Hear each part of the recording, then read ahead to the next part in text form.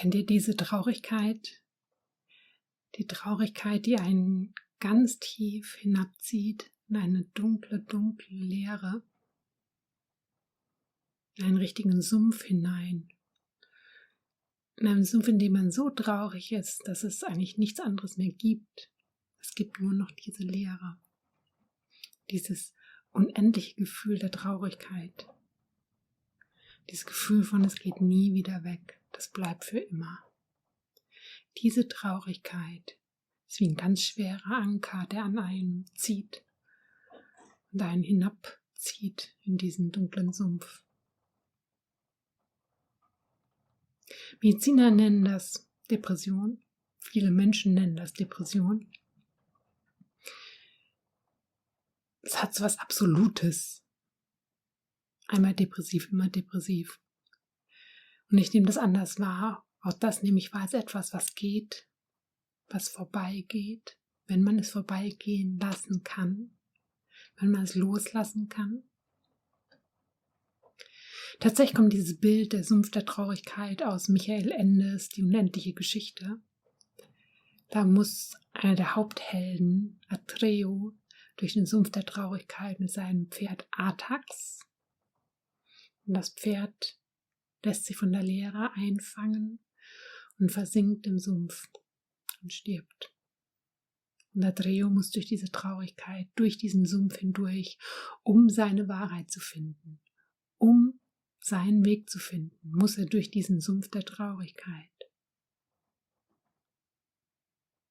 Und da muss ich immer wieder daran erinnern, dass sich nicht von der Leere einfangen lassen sollte, dass er nicht hängen bleibt in diesem Sumpf. Er läuft durch diesen Sumpf. Dieser Sumpf ist voller Leere und voller Traurigkeit. Aber er muss sich weiter bewegen durch diesen Sumpf, um da rauszukommen.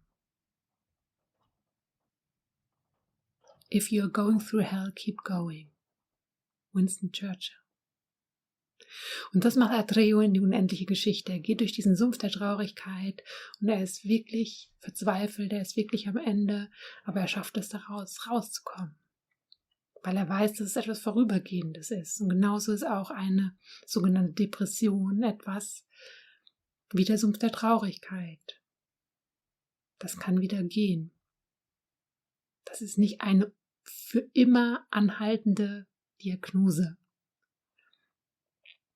Und diese Traurigkeit, wenn ihr euch gerade in diesem Sumpf befindet, macht es euch bewusst, ich bin gerade in diesem Sumpf der Traurigkeit. Ich bin gefangen und ich lasse mich gerade von dieser Leere einnehmen.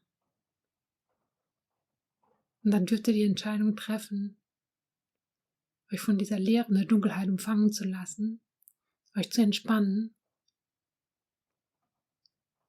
Und durch diese Entspannung könnt ihr euch befreien. Wie ein Treibsand. Wenn ihr im Treibsand steckt und euch immer mehr bewegt, weil ihr dagegen kämpft und es kontrollieren wollt und was dagegen tun wollt, sinkt ihr viel schneller herab. Aber in dem Moment, wo ihr entspannen könnt, wo ihr wisst, dass etwas Vorübergehendes, es geht wieder. Es kommt, durchläuft meinen Körper und geht wieder.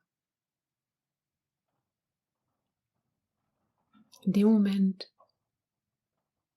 werdet ihr nicht weiter in die Tiefe hinabgezogen.